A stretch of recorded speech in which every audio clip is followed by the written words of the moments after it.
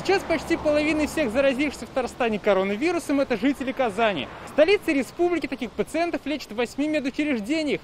Решено развернуть еще один ковидный госпиталь здесь, в 16-й городской больнице.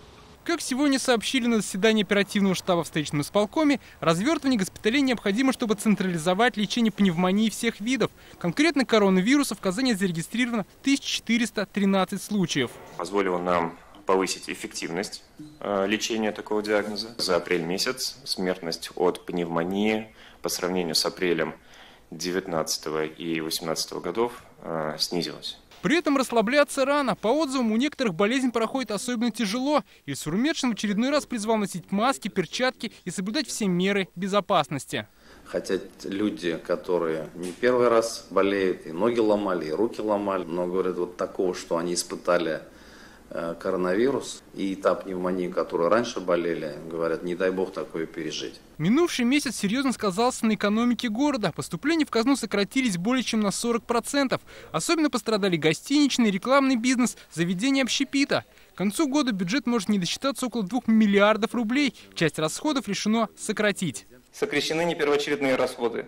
Например, это общегородские мероприятия, мероприятия в парках, командировочные расходы и участие в семинарах.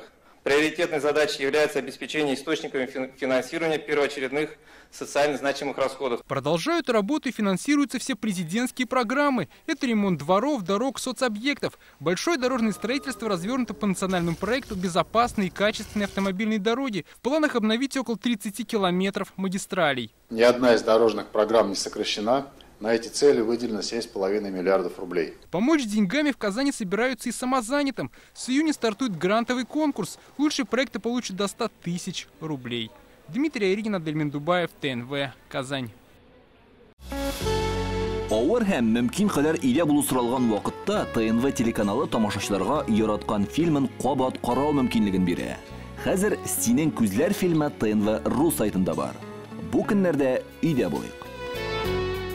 Все новости дня, выпуски программы «Новости Татарстана», программы и фильмы на сайте tnv.ru и на YouTube-канале ТНВ. Подписывайтесь.